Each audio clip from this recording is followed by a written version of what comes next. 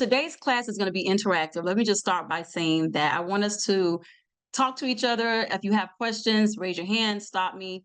I don't want to just talk at you guys. So let me just start by saying my name is Jinah Lawrence. I'm the broker and owner of Premier Realty Homes.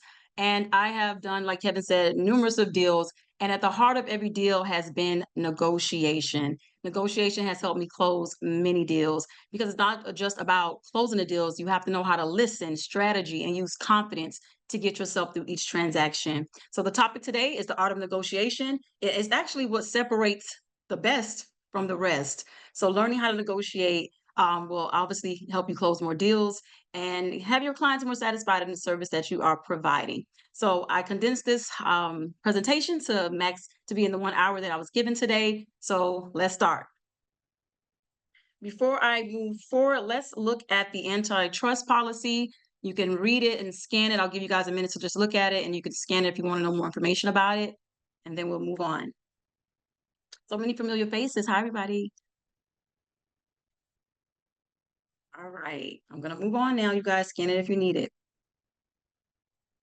So what is negotiation? Before I even go into the definition of what negotiation is, how many of us know that we negotiate every single day? How many of us have kids? We negotiate bedtime, what they want to eat for dinner. We negotiate dinner plans with our significant others. We negotiate vacation places that we want to go. We negotiate every day in our regular life. And real estate is no different. The only thing different in real estate is that there are big stakes at risk, right? People's money, people's time. So real estate is just a little bit different negotiation, but we actually negotiate every single day. And I just want to ask this question. Who on the call today feels that they are a naturally skilled negotiator? Who feels that they just have it? They don't need to think about it. It just comes up. It just flows off the tongue. Negotiation. Nobody? I can't see any hands go up. But some people are natural negotiators. And those of you who feel uncomfortable about negotiation, I hope that throughout this presentation, you'll find new ways to negotiate and feel more confident as you work with your buyers and your sellers. All right. So who wants to read this first slide for me? I want some people to interact. Let's interact with each other today. What is negotiation? Negotiation is the process of reaching an agreement between two or more parties with differing needs and goals. In real estate, negotiation bridges the gap between buyers and sellers to create mutually beneficial outcomes.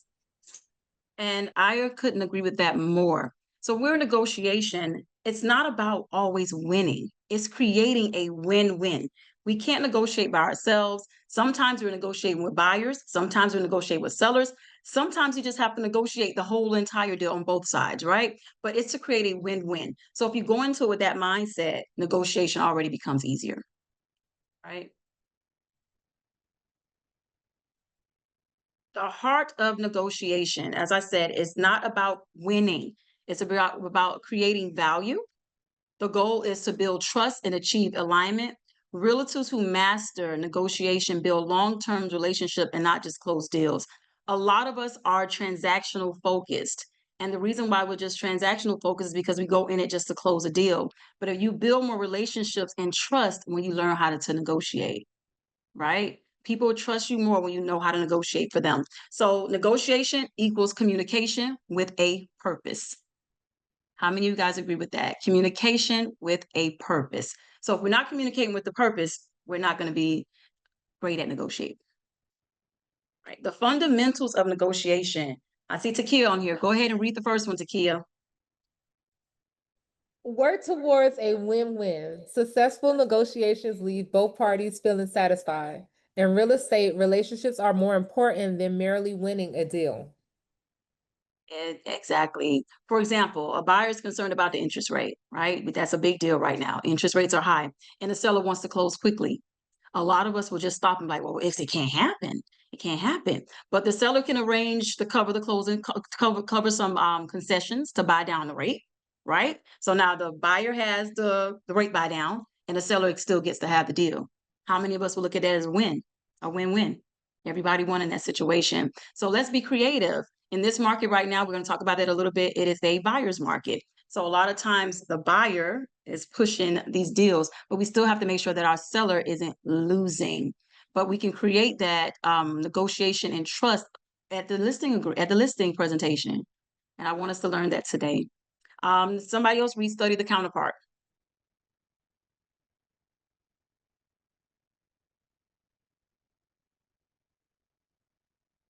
Nobody? How many people on here? I'll read it. Study the counterpart. Assess the I'll negotiation go. state. Okay. Assess the negotiation style of the other party, whether aggressive, cautious, detail-oriented, or emotional, to tailor your approach for better communication. I'm going to touch on the detail-oriented person. How many of us has buyers and sellers that are extremely detail-oriented? They won't trust anything you say unless you write it out. Anybody experience that? Put your hands up so I can see. So I can see that we guys are on the same page and we've experienced the same things. So that detail-oriented buyer or seller, they want to see comps. They want to know what inspection looks like. They want everything to be written down and panned out for them. So we have to study our counterpart. We have to know what their style is with negotiation in order to be effective. Also, let's talk about the aggressive agent. How many of us has encountered an aggressive agent? Those who don't want to hear anything you have to say. They think they've been in the game 20 years. A lot of them like to use that, but they don't know how to negotiate. They feel like they're the only person in the deal and their way is the only way. How many of us have experienced that? Numerous of times, right? So even with that, we know that we can't go back with aggression. We have to understand their style and come with supporting facts. A lot of us try to wing it, but having supportive information like the market data, the property data, those will help you in negotiation because we know a lot of people can tell whatever story, but things are in black and white. You can't go against that, right? And in clarity, last one, somebody read clarity for me.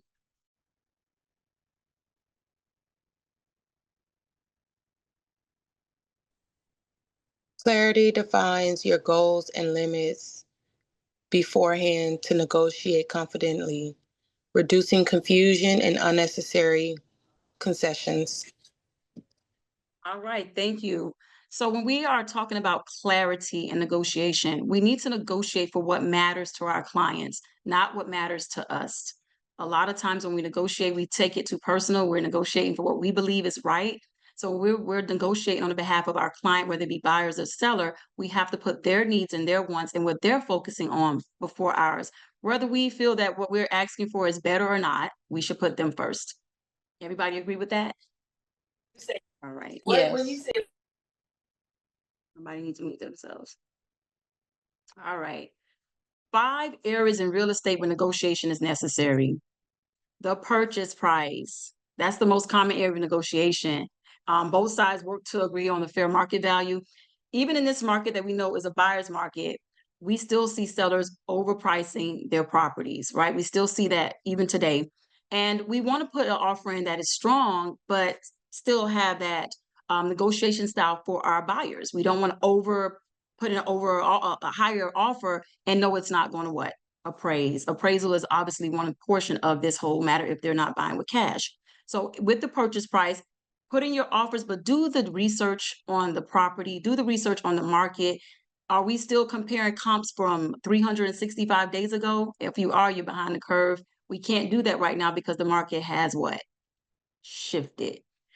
Closing costs. Buyers may ask for contributions such as closing costs to get to the closing table. Still, even with that, we have to understand that it's not one size fits all. Some people are going to ask for $30,000 in closing costs, and the seller may come back and say 15. Is that a lose? It's not a lose. You're still winning if the seller is giving some type of concession. Anybody have an example of working with a buyer or seller in recent weeks where they had to negotiate? Me. All right, let's hear it. So basically what we had to negotiate were the special assessments because we last Okay. minute found out that they had to be paid in full at closing. And it was in the amount of like $12,000. And so my buyer didn't want to pay that.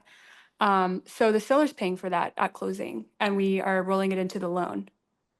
I love that. So we see that a lot now. Thank you for sharing, Isabel. We see that a lot now with the condos. Condos are having special assessments.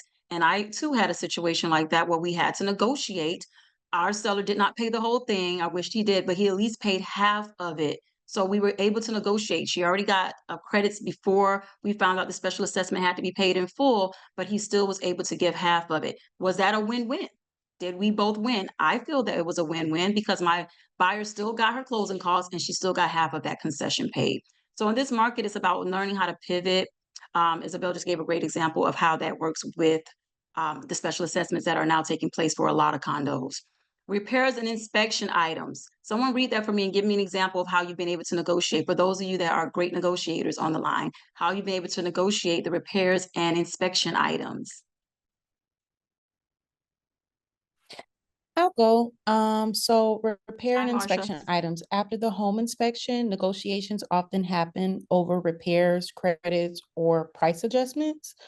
Definitely I talk to my clients as soon as the inspection report comes. We talk about the do's and the don'ts. We factor everything that's important, like plumbing, electrical, those type of things. And then we come to grip with trying to figure out, okay, what numbers, might make sense. We don't want to do too much because, of course, if we're trying to get seller concession, then we want the deal to make sense. Perfect example. So we know that in this market, buyers don't fully understand. That's why we are the professionals. There are buyers who will ask for every single thing on that repair report or the inspection report to be done. The rule of thumb is to ask for the things that really, really matter. And a lot of people may look at that differently, but find out from your client what is the top priorities. What are they looking for that is the top 3? If there's 20 things on the list, we know that if they're not buying new construction property, this is an as-is contract. So does the seller have to fix everything? Absolutely not. But placing yourself as the professional and not wanting to be obviously embarrassed, we don't want to go and ask for a doorknob or a door handle to be changed. It happens. I'm not saying that a buyer won't ask for it, but we are here to educate them on the process, educate them on what's important in the inspection report, and educate them that everything there's going to be a to-do list in any property that someone has lived in. Nobody's home is going to be perfect that was already lived in. Appraisal discrepancies, that is a big one. Can someone read that and give me an example of how you were able to negotiate a appraisal discrepancy? The appraisal come in low, parties negotiate to bridge the gap. Mhm.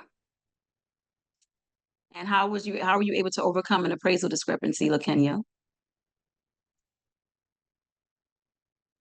Well, the first thing I would try to do, I would try to negotiate to see if I could get if I'm on the buying side, I would try to negotiate to get the price to be the purchase price to be the same as the lower appraisal price. If I was on the seller side, I would think I would negotiate a little different in terms of I would be trying to get the buyer to see if they had any of their own funds to meet me in the middle, if not all the way to the appraised price, if it was, if my purchase price was higher than that appraised price. Thank you. So in this market so far this year, I have seen less and less of these being an issue. I'm not sure if anybody else have witnessed this, but the appraisal discrepancies have not been as problematic as last year, only because sellers are more motivated due to sitting on the market for a longer period of time. So the appraisal discrepancies have not been as as in the years of past. Anybody could agree with that in the market right now? Yes. All right. Okay. And the last one is sellers concessions. So right now we see a lot of sellers concessions being offered again due to the market. And a lot of clients have been using that for their interest rate buy downs. So if you have a client who obviously they're going to get a higher interest rate right now, a lot of agents are using this as leverage to get their interest rates brought down with the extra concessions that the seller is giving if they don't need it, obviously, for closing costs. Right? Effective real estate negotiation techniques. Communicate. Anyone wants to read communicate? Communicate. You can't represent your client effectively if you don't know what they truly need or want. Clear communication ensures you understand their goals and can advocate for them properly. Absolutely, absolutely. So communication doesn't just start, you guys, when you go into contract. Let's be clear on that. Communication starts up front. So what I have my agents do, and I would say some agents should do this, we do what we call a buyer's orientation. So if you guys have buyers, communicate with them up front, help them to understand the market, help them to understand what their pre-approval can get them in this market. Sometimes you have to negotiate with your buyers. Sometimes your buyers, they just don't get it. They feel that their $400,000 pre-approval is going to get them the 6-bedroom house that they always wanted. So upfront, knowing the expectations and having a realistic understanding of what they can get in this market will help you cut down the time that you're just going to home and they're not closing out because they still are not connecting with what they can purchase. But it all starts with communication. And I strongly believe that communication starts before you go under contract. All right. Be realistic. Someone else read that for me. I'll read Be it. realistic. Asking for something that isn't possible can make you look inexperienced and damage your credibility. Realistic requests keep the negotiation professional and build trust with both your client and the other party. Absolutely. Thank you, Laurel. Do you have any example of how you had to be realistic with a client before I share mine?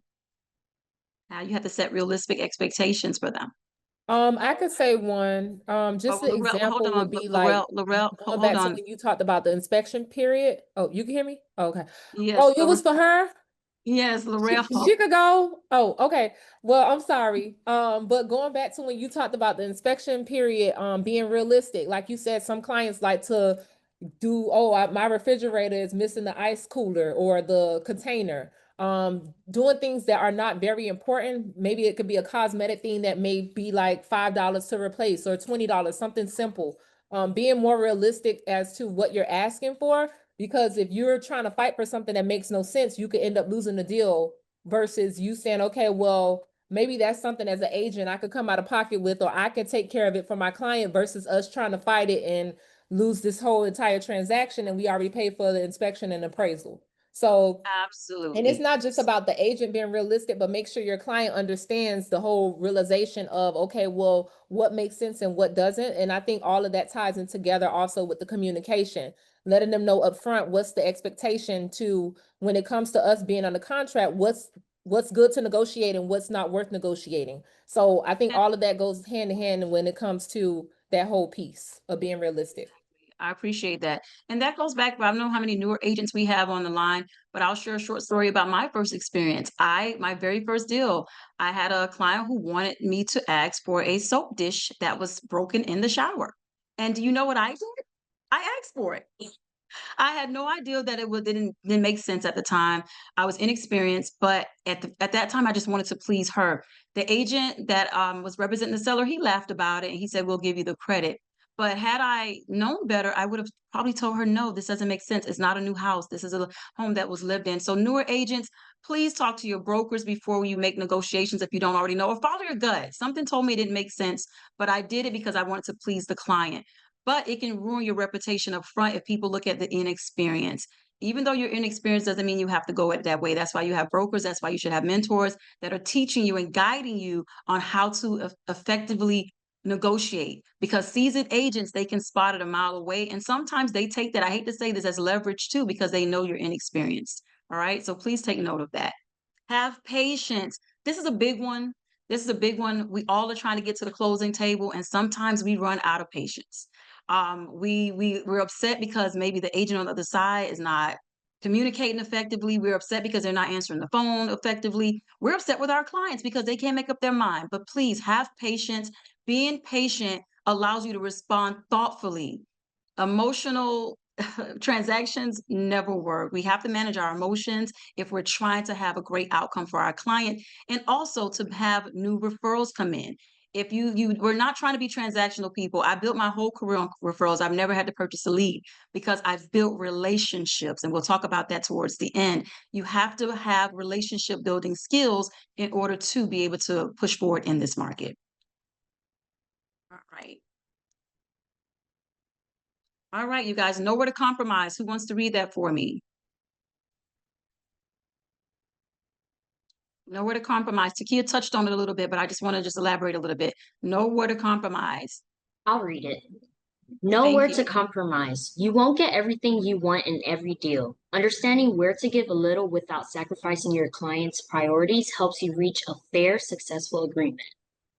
And as I said, Takia and Ms. Laurel already kind of touched on this, but it's true. We have to know where to compromise. You're not going to get a win-win, is meaning we have to come in the middle, right? No one is going to get 100% of what they want. Your seller is going to have to give a little and the buyer's going to have to give a little. But if we're not willing to sacrifice anything or compromise, we're going to be having a whole lot of contracts canceled. That's the truth. We have to compromise in real estate. And even though it's a buyer's market, we still have to have our buyers compromise, because guess what? They're hearing from everyone, make a low offer, make the lowest offer you want. So they're coming to you thinking that, yes, it's a buyer's market. We can go $60,000 less on a house that just went on the market day one. You know what you're building with the seller's agent? It comes off very, for the seller's agent and for the seller, as if you have no respect for their property, that you know, you're kind of shopping out of your price range. If you have a $400,000 budget and you're trying to get a $500,000 house for $400,000, you're shopping out of your budget, right? So we have to know how to compromise, not just with the agents, but with our buyers and sellers. Again, I keep saying that because a lot of times people think that they just have to compromise with the person they're representing. That can be so far from the truth. We have to compromise with the other side to get to the end goal. The goal is for all of us to get to the closing table. Be confident. This is a big one. Newer agents that's on here today. Be confident. Your buyers don't know what you don't know, right? I can tell you the sky is purple today. And if I say it with confidence, you're probably going to look up and say, wow, she is very convincing. I think that's it. Is it purple? But if you come at it without confidence, people feel that. They know that. My first deal, as I gave you guys a story, I didn't have a clue as to how to get to the closing table. It took me a while to figure it out. But guess what? I was so confident that everything I said, she believed it. And whatever I didn't know, I said, let me get back to you. Let me ask my team. I didn't give false information, but I came across as a confident person in real estate. You guys have to know that everything that you know, your client doesn't know. And if you come off from a position of desperation, it shows weakness. And it also does not allow your client to trust you. So be confident with your negotiations. Don't allow the other side to intimidate you. It can be intimidating when you're new, and it can be intimidating even if you're not new. If you're just not a person that likes to negotiate, you may just come off as very passive. I'm not saying be aggressive, but be firm on what you believe. And if it's something that you can compromise, compromise. But the last one says be prepared to walk away. People don't understand the strength in that. Everybody feels like you have to close, But sometimes it's just a bad deal and it's not a good match. Be okay with that. Be okay to walk away. I've had to learn that a few times after going through inspection, after going through even almost to appraisal. We get to appraisal and it doesn't fit. The gap is too big. They want too much. Be okay with walking away. That shows strength, and it shows your client that you're actually working on their behalf. How many agree with that? Who can say yes? Come off of mute, you guys.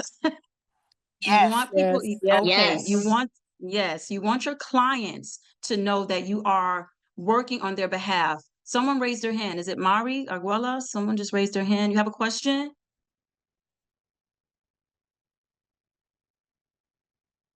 Someone has a question? No? Okay, just wanted to make sure. All right. So, I'm sorry, let me go back to, sorry, I'm trying to come out of the chat notes. All right. So be prepared to walk away, right? Your ability to walk away shows strength and strategic thinking.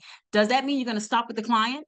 Absolutely not. It just means that we're going to go back, refocus, and look for a different home. The home for your client is not going to miss them. I tell people that all the time. If the first one doesn't work out, it probably just wasn't for you. And sometimes when you push too hard, you realize that your client did not get the best deal. And that's even if you represent the seller. Be prepared to walk away as well. If the client is just asking for way too much, there's some people that are taking advantage of this market. They're asking for money for the roof. They want money for the plumbing. They want money for closing costs. And guess what? Some of the sellers can't afford it. They're probably moving because they have a new job opportunity. They're probably downsizing. So they don't want to give their house up for free. But unfortunately, this is the market we're in. And sometimes the buyer's agent is being asked to do things that are, just not all realistic, but the buyer feels that they can get it. Right? Common negotiation mistakes. Who wants to read this slide for me? I'll read it. All right, Ingrid. Talking Hi. too much. Hi. Common negotiation mistakes. Talking too much. Getting defensive. Focusing on being right instead of effective. Neglecting post-closing relationship building. All right. The first one, it stands out to me the most. Talking too much. We let the other side know our hand too quickly. I'm going to move on to another slide that talks more about that. But when we talk too much, Why do I have to know that your seller is motivated in the listing? You gave me leverage. Hi, you're motivated. Great. That offer is coming in so less. Why do you have to write in your email, my customer loved this property and wants to make this their home forever? Guess what I see? A buyer that really wants this property and they'll do anything to get it. So talking too much sometimes give the other side more leverage over you. Be more in the listening. The person that listens the best has the leverage over the whole conversation. I became a very good listener. I let people talk and then I use it to my advantage. So people that are new, talk less, listen more. It's going to get you to the closing table and it's going to have you have the upper hand at winning a negotiation when it comes to your buyers or if you're representing the sellers. All right, getting defensive. How many of us have encountered, I said this earlier, a defensive agent? And can someone give me an example of what they've encountered with a defensive agent? Not aggressive, but just defensive. No one's encountered a defensive agent? They don't want to communicate about the property. They act like they start holding out on information that you will need. Then it becomes like a situation where do you want to work with me or not? Exactly. I say this all the time. There are so many real estate agents in the game right now, but not everyone has the same integrity, the same priorities, the same beliefs, or just the same ability to negotiate without getting upset. So you may not even mean to offend the person that's upset, but they get defensive because they feel like their way of looking at it is the correct way of looking at it. So when you're dealing with a defensive agent, don't be combative back with them. Again, as I stated earlier, state facts. Facts and numbers don't lie. People do, right? State the facts, push forward. And sometimes, again, an agent unfortunately can ruin it for the seller. If they're representing the seller, I've had agents that I'm like, oh my God, this house is not selling because of the agent. So unfortunately, we can't do anything about that because people pick their agents. But sometimes these houses are sitting not because of just the market, but it's because of the agents. They're defensive. They don't work very effectively with other agents. Please, no one on this call be that agent.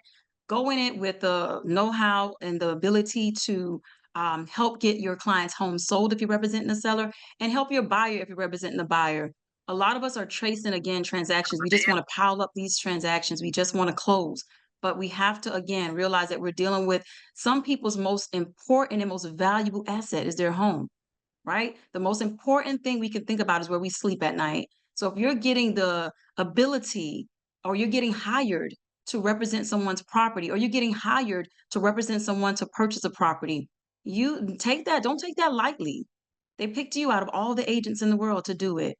All right. They focus on being right instead of effective.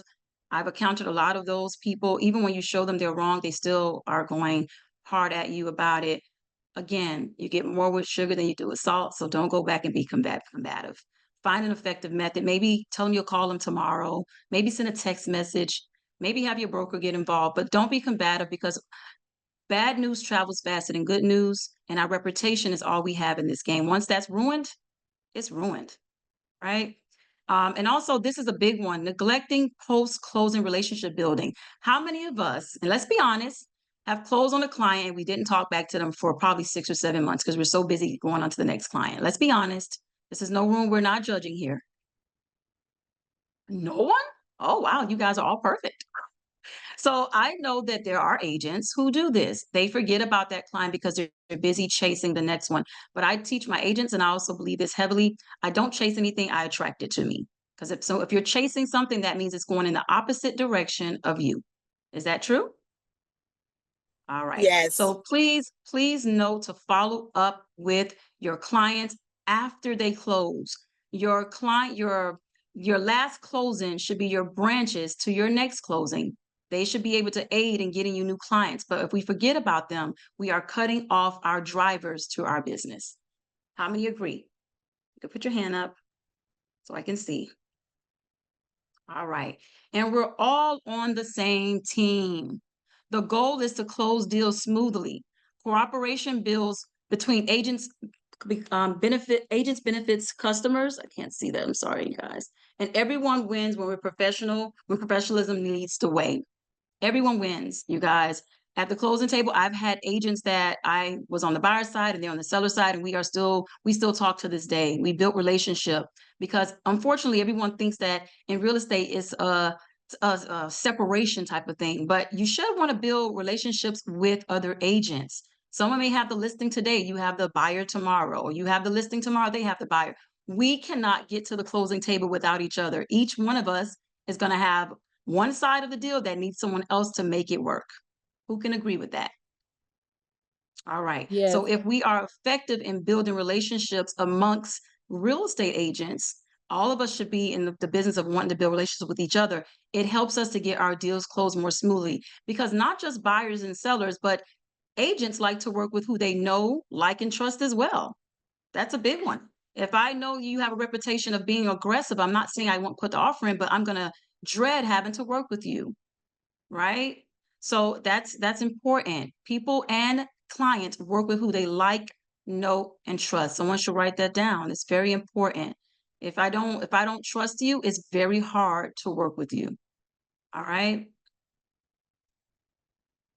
And maintaining client relationships. Maintaining client relationships. I touched on this a little bit earlier, and I would like for someone to read this for me, and then I'll elaborate on it a little bit further. Someone can read the organized client information and then show early interest. We'll just break it up into 5 people so we can just go through this and talk about it a little bit. Organize client information. Keep detailed notes on client preferences, motivations, and priorities to guide negotiations. Okay. Someone else? Show interest early. Show interest early. Use your CRM to track personal details and past interactions so clients feel seen and understood before negotiations begin. Okay. Someone prepare clients, please. Prepare clients, share relevant market insights, property data, and negotiation in advance to Strategies. build confidence. Okay. The next one, communicate consistently. Someone read that for me. Communicate consistently. Send updates, reminders, and check-ins to keep clients informed and engaged throughout the process. And last but not least, build trust and value. Build trust and value. Demonstrate care and professionalism by using CRM data to personalize interactions and make clients feel important. Thank you so much, everyone who read. So this is the biggest piece of the puzzle. We can talk about negotiation all day. But who are we going to negotiate with if we're not keeping in touch with our clients? And this is a big part of real estate in which a lot of agents suffer because it's difficult to keep up with the CRM. A lot of people don't want to put the time into it. But in negotiation, you start by understanding your client. So once you know what they want in the very beginning, your effective communication style, your negotiation techniques start in the beginning. You know for a fact they can't go over $3,500 a month for their mortgage. Why? Because you talked about it. You discussed it. You showed them what's out there. So when you're sending them properties or you're trying to negotiate with the seller's agent, you already know where you need to end up. Let's not start dealing with our clients on day 10 when we should be start dealing with them on day 1. Let's understand their needs up front so we can be effective. But the best way to be effective is storing their information somewhere, knowing where they want to live, knowing that if the school is important, knowing if price is the matter, knowing if they need to do the rate buy down, is concessions the biggest obstacle in their way, knowing that when you do your offers, you already are well more prepared than the person who's just winging it. How many can agree with that? Yes. All right. And send updates and reminders to check in. That's a big one. A lot of times our clients, we're going through the process, we're sending them properties, but they're not responding back, right? They're busy, they're probably at work, whatever their situation is. But we fail as agents to follow back up with them for weeks sometimes because, again, we're busy chasing the next client. Follow up, send information, let them know you're still present. So when it's time to negotiate, you're not negotiating from a place of not knowing what they want. All right. Anyone wants to share anything on how they are negotiating with their clients prior to putting in the deal? Anybody wants to share? We have a lot of people here. There has to be someone who's negotiating. You said how we negotiate prior to How are you closing the deal, like negotiating? if Yeah, we how you submitted a contract? Yes, how are you negotiating with your clients prior to submitting offers? So how are you sitting down and talking to them about the market? Are you explaining the market? Are you explaining what each area looks like? Anybody doing those things prior to taking their clients out? Or once you get the pre-approval, are we just going to show properties? Anybody negotiating? Because I find that upfront negotiations with my client helps us get to the closing table quicker. Well, I would say it's important because most of the times when we get clients, we're not finding exactly what they're looking for in certain areas. So then I feel like that's when the negotiation comes in.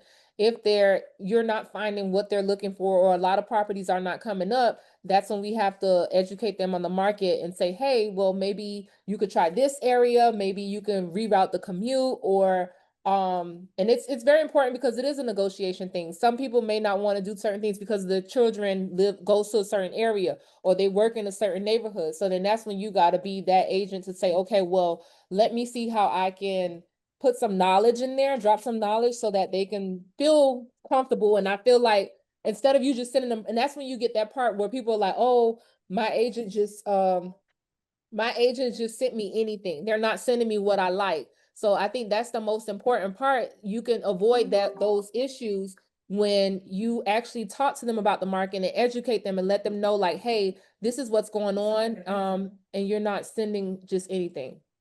And the market is forever changing, guys. So we have to stay up to date with the market. Today's market may not be tomorrow's market. Let's stay up to date with the market. And I like how she pointed out, sometimes we have clients who they want to be in a certain area because that's all they know. But maybe 20 minutes out could be the price point that they're able to purchase in. That's called negotiation, even with your client. Again, it's not always about the seller's agent or the buyer's agent. Sometimes it starts at the very base, and that's what the person that you are currently working with. I call it a relationship for a while. We have to understand each other. We have to talk. We have to discuss what their plans are. I've had clients who didn't want to go to Port St. Lucie, but that's where their budget could get them, and the route for their job will work for them. And they're in Port St. Lucie happy right now because they were able to get the mortgage they wanted. They're able to get the home that they wanted, and they were still able to get the good school district for their children. Sometimes we have to be creative. I think real estate is not just black and white. There's some gray area when it comes to trying to get your client the best deal in terms of location, in terms of price. It's not always, well, you know what? I grew up in Miramar. I really want to be in Miramar, but maybe their budget just doesn't fit Miramar. But maybe we can find a community that's similar, that gives them everything that they need. Let's start strategizing in the beginning. Show your clients what they can obviously purchase in the beginning. If you have the orientations up front, you know what you can do? Pull up what's in the areas that they want. They can see firsthand that what they're looking for may not be in their budget right now. But if you just start sending them things that they're not interested in, they look at it as if you're not listening to them. I tell my clients all the time, what you're looking for is probably not on the market, but can I send you a different area? They're not always going to say yes in the beginning. They're going to say no because their desire is to be in a certain area. But that goes back to negotiation. Does negotiation work on the first try? Sometimes not. Sometimes you have to go back and reinvent it again, pose it differently to them. Maybe send some things that strikes their interest. If it's schools, send the A and B schools that's in the area that you're trying to put them in. Does that all make sense, you guys? All right. So that goes back into the maintaining client relationships. Does anyone have questions? I try not to make this too long, so we're almost there. Anybody have questions so far about anything that I've spoke about thus far that I can help answer? Or am I that good of a presenter I that nobody wanted has to questions? ask, I know you talked about this a lot when it comes to dealing with agents who feel like they are already experienced, they've been doing this for years. For me, I don't want to come off the wrong way, so I just kind of, do my little soft girl life. But how do you find a way to communicate with that agent without being disrespectful, but also getting a job done and not walking away from the deal because you cannot come to terms? That What is is a your great best question. solution? I always lead with the facts. So when I have an agent that is combative or aggressive, I show them, I said, I'm very honest. I said, how did you come up with that price? But it's not from a place. And some people will get offended just by you asking them that question. But I honestly will say, because what I've been looking for, what I looked at in the area says 450, but you have it priced at 550.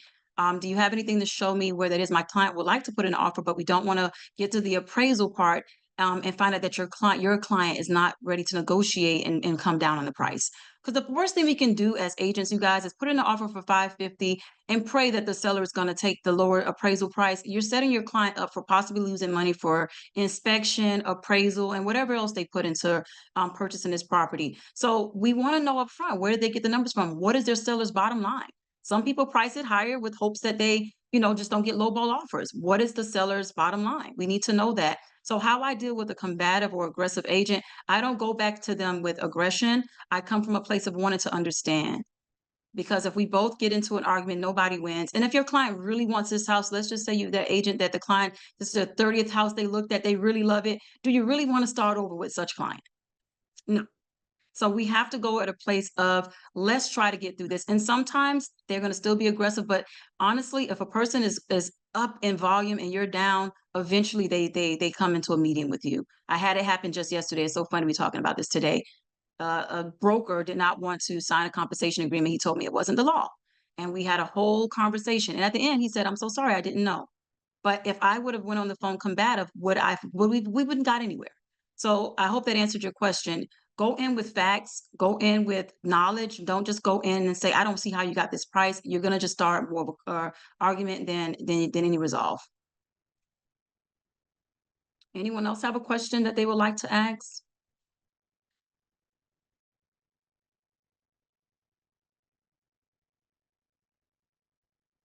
No questions. Okay, well, I guess I'm probably that good of a. One Okay, Eddie, go question. ahead. Yes. You said that he didn't want to sign the buyer broker agreement? He did not want to sign the compensation agreement. He said that he doesn't have to sign that. He'll just send the check. Oh, okay. Uh-huh. And he was a broker. He said he didn't know that. So we had a good, it was a really, he was very high up. He was very upset. He wanted to argue, and I brought him all the way down. And I asked him, did he know about the new NAR? We just talked a little bit. And at the end, he was like, "Oh my God, I didn't know." But guess what? Have I went back and argued with him and told him how he should know that already? We wouldn't have gotten anywhere. And my Yeah. agent was there and he just refused. He refused. He refused. But at the end of the conversation, about 20 to 30 minutes in, it took a while, he understood and he signed it. But he honestly said he did not know. So ignorance is not, you shouldn't be, combative because of ignorance. But some people are. They're defensive. They don't want to be called out on something they don't know. Some people are not good at being, coachable, especially when they're in high position. If they're already a broker, they feel like they know it, and we know that. But every day in real estate is a new lesson to be learned. I've learned that a long time ago. And I'm teachable, and I think everybody should be teachable or coachable because that's how we get to the end. So at the end of the day, he did sign it, but it took some negotiating with him. He thought it was something that I was just trying to pull out of a hat. He said he never saw that before. He never had to sign it before. Jinah, I think somebody has a question in the chat. Okay, let me go look at the chat. A second. Okay, oversharing is a deadly sin. Somebody said this is great information. Thank you for sharing. Okay, what about negotiating with your own client? Okay, so I don't know if I answered this question already, Adrian, but your question is, what about negotiating with your own client, whether it be seller thinking their house is, oh, thank you for that. I love that question. So we have that. People have homes that are worth 600,000, but they're going to say because they put in marble floors and they did the bathroom with gold toilets that they want it to be $1 million, right? Oh, that's a good one. And I deal with this, and this is my way. I'm just telling you guys my way was worked for me. I personally don't take listings that I cannot sell. I'm sorry, I get it. I come from a position of hunger, not starvation. Okay. I want to be successful in real estate, but if it's going to be a canceled under my name or expired, I just have no desire to do it. But I do try. So let me go back a little bit. I do try. I will go in and show them the market because it's something that we learned in real estate school called over improvement. That's a real thing. So just because you make your driveway from here to Timbuktu and the neighbors don't have it, doesn't mean it's going to be another $100,000 on your property.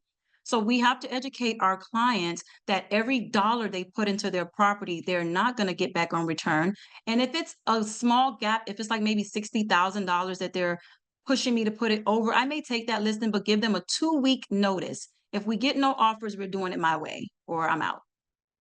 Again, you have to operate from a position of hunger, not starvation, because we know if we're starving, we will take anything. But hunger is a good thing to have, right? Hunger is a good thing to have.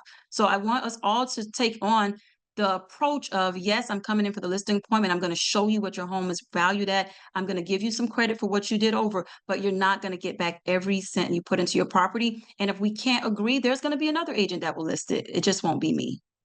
I hope that answers your question. Going with your data, your facts, your property information. The numbers, again, don't lie, you guys. I mean, we have to understand that we are the professionals.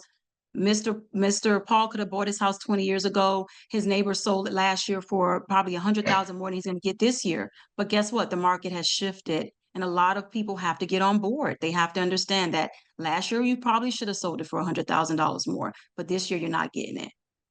And I'm not going to list it because I can't sell it. All right. Thank you for that question. Anyone else have a question? I'm sorry, I don't see any other questions, but ask away, you guys. I have 15 more minutes. I put the time to talk to you guys, but I didn't want to overly make this presentation too long. But I wanted to make sure that I answer any questions that you have. I pride myself on negotiations. I think outside the box. So if you have questions, I'm here to answer them. All right, well, let's get to the table. Good afternoon. This is not, my name is Jimmy. This is not a question. It's a remark that I had a lot. Is that dealing with a seller that are taking Zillow for granted. I mean, you try to explain to them, comparing what has been sold at what's on the market. It's not because somebody asking a numbers, that's what actually the number is. And they're always comparing their property with what they're seeing on Zillow. And this, I mean, on my side, personally, has been a killer the past few years. They go on Zillow and they're like, oh, I see this property. This is what my house worth because I see that on Zillow, et cetera, et cetera. That's complicated. It's very complicated, but again, let's lead with the facts. We have our MLS, we have RPR, we have CMAs, we have so many resources that are available to real estate agents. That's what makes us the professional. Zillow will tell you it's an estimate, right? That's all. So I personally feel that if you go with your listing presentation in hand, that could be another training I do, Kevin, about listing presentations. But if you go with your listing presentation in hand, with all your facts, all your numbers, showing them what's sold, if they're going back 180 days right now, that's what, 6 months ago. Is the market the same as it was? Houses, the prices are going down, people, and you have to get your sellers on board. If not, the houses will sit. But Jimmy, you're absolutely right. They're going to trust everybody but you. But what did I say earlier on? People work with who they like, they know, and who they trust. So if they are combative in that sense, if a client is combative, I always remind them, you called me because it's something that you saw, you heard about me, you heard about my skill set. It's not cocky, it's confidence. So I go in with confidence. Well, you heard about my services. And the reason why you called me is because you know that I can sell a home. And the reason why you called me is because somebody gave you a great review about me. Allow me to help you sell your home. Allow me to help you not have your house sit on the market for a very long period of time, because if it sits long anyway, you're still going to get a lower price offer. So if they trust you, your clients have to trust you. That's the only way they're going to let you list the property at what you tell them. If they don't trust you, they're going to think everything you're telling them is incorrect. And they're going to go to Zillow and feel that Zillow is a real estate agent on their behalf. So let's earn their trust, you guys, up front. Yeah. All right. All right. I hope that helps with you, Jimmy. Negotiation is the art of influence, not argument. And when I say influence, you guys, I was a psychology major, so some of it kind of plays out in real estate, right? You have to have a little bit of influence in order to get, and it's not a bad thing, but if you have, again, it goes back to confidence. Influence and confidence works hand in hand. If you're going to the home and they're telling you they think their house is worth 700,000 and you brought data for 600, but you sound like you can be easily shaken to believing what they say, they're going to push you into the corner. You have to stick to what you came there to do. A lot of agents, and I've been on listing appointments, and I've got listings from people who told me the last agent didn't make them feel confident about the numbers because they were like, maybe this, and maybe never use the word maybe. You can give them a range of which the price of the home could be sold. But if you don't sound confident in what you're doing, I'm not working with you because I'm not sure that you know what you're talking about. So let's just be confident. Let's use some influence. And influence, again, is not a bad thing. Everything can be used bad or good, but influence can be a positive thing if done correctly. Great negotiators focus on people first, deals second. I love this because I 100% agree with that. We focus on the people first. Let's put people back into our business. Let's take our numbers out of our mind. That's the first thing we all think about. Every year we have to be at a certain amount of numbers, but we're putting the people last. AI is already here. We don't want to be replaced by that, right? We have to put people first. That's why we're still in the business, because we are people focused. Yes, we all have goals, but you guys, let's put our clients first, and we can negotiate better for them once we put them first, right? How many of us are parents on the call? We put our children first for every single thing we do. And if we have to negotiate for our children, we become lawyers, judges, doctors, everything on the behalf of our children. Let's look at our clients as the same. We have to sometimes be more than just an agent for them, right? Negotiations sometimes start for the reason why they called you. If somebody's going through a divorce, somebody's going through probate. Every person that you're working with needs a different version of you. If you're a one size fits all, you're already failing at being able to be effective and negotiate effectively. All right. Master negotiation and you master your business. I have taught many classes, but the one that stands out the most to me is always negotiation. Are you listening to win, or are you listening to understand? That's the question I would take away today. When you're doing your next negotiation, let the person finish and let's talk about how you can understand what they want instead of just getting our points across.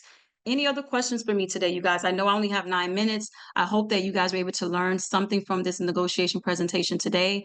If you have any questions, I'm here. We have 9 more minutes to go, and you can ask away.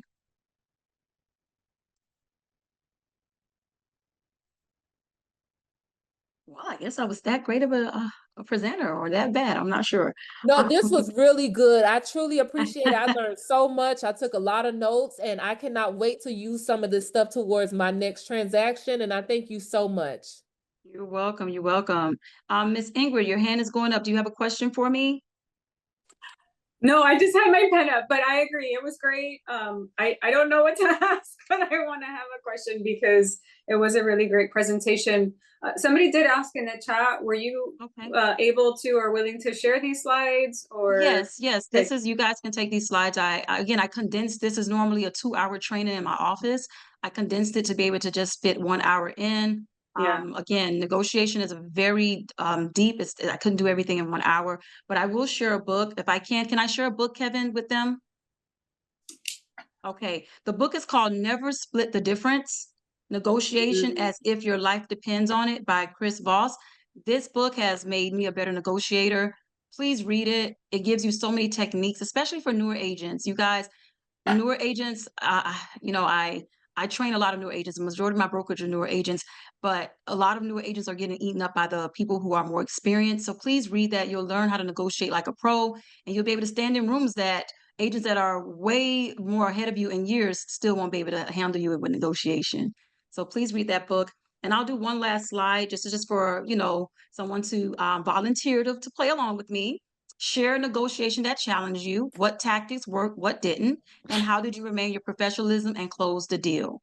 Someone that's not at my brokerage. I see a lot of you guys here. Someone else, jump in and share something that a real life scenario, please, that changed your way, that challenged you.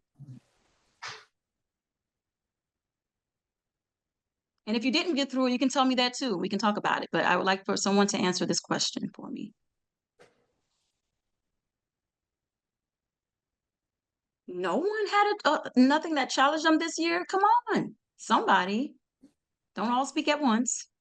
Okay,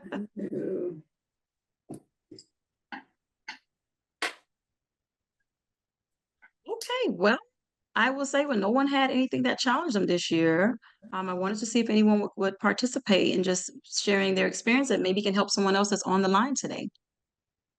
That's on the Zoom. All right, well, if we have no one that wants to share, I will say my job here is done. I hope you guys gained value from this presentation today, and I look forward for upcoming training opportunities with Kevin and YPN. Hell yeah, we're going to get you on the line again early next year. And all right. For everybody who is still on the line, there's 2 free events coming up that I would like to invite you to. The first one is tomorrow. It's our Legends and Millennials event. Let me see if I can get that link for you, but it's free at Miami HQ. And that starts at about 12:30. We will have free lunch at the event for you if you attend. All you got to do is attend, please, so I know generally what the numbers are going to look like. The last thing I want is for people to just show up and then me not have enough food because I wasn't able to account for everyone. And Kevin, So I the link would have there. come tomorrow, but tomorrow's my birthday, so I won't be able to come. Oh, that's perfectly fine. We want you to have the best birthday, but Thank that you. means that I get to celebrate your birthday maybe on Saturday night at 8 p.m. We are hosting a Halloween party on the Hard Rock rooftop. Okay, I can come to Also that. a free event. So if you're available, we would love to see you. Let me see if I can pull up that one really quick. Give me one moment. But yes, we will be starting at 8 p.m. I'll be there a little earlier, but we'll be at the Hard Rock rooftop at 8 p.m. It's right by Daer. And anyways, I cannot find the link to save my life. I'll when I find it, I'll email it to everyone in this presentation. Oh, I think I found it right here. Here it is. So yeah, those are our two next events that are coming up that are in person. And we will be taking the next 2 weeks off for the virtual class. We'll be in Sao Paulo, Brazil next week for a YPN Global Congress. And then we'll be in, and this is a part of the reason why you should apply for the YPN Leadership Board. We'll be in Chica Lodge a few days before Halloween to plan our 2026. So if you're looking to get more involved, please think about joining YPN Pro. I'm putting the link right now. I should. What is that? YPN Pro. So when you join YPN Pro, it gives you access to our ambassador program. Our ambassadors, Takia, who was on here and involved with the call earlier, she's an ambassador of ours. But anyways, we host events. You're entered into a group chat. You kind of get a feel for what leadership is like with our young professional network without the commitment. You know, if you can't attend, that's okay. When you become a leader, you are required to attend 4 meetings per year and attend certain events and things like that. But it's just a great way to get a feel for what behind the scenes look is like with our Miami YPN leadership at events. So I hope that you come out. Oh, Jinah, there's another question for you from Jacqueline. Jacqueline wanted to know what other classes you offer.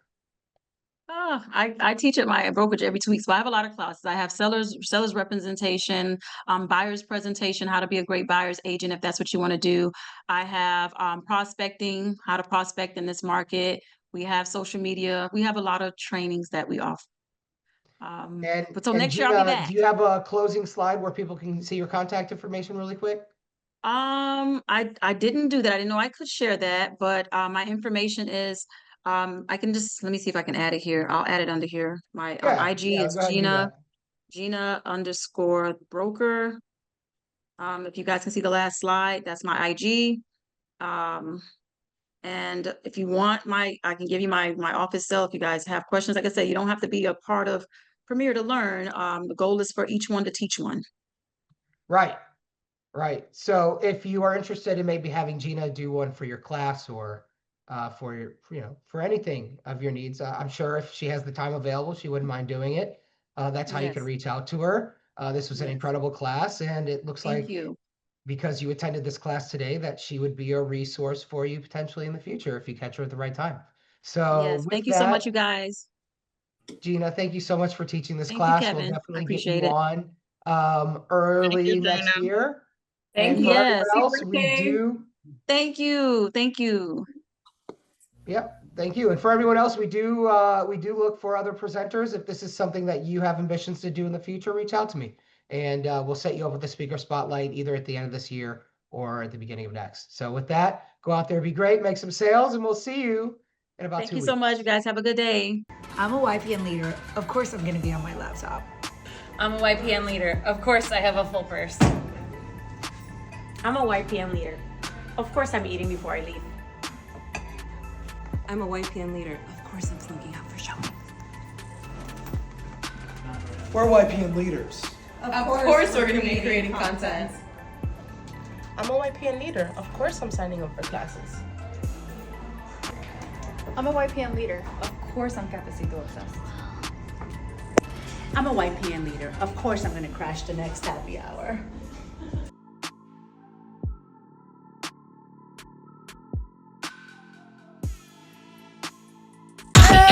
If I find my way home, yeah.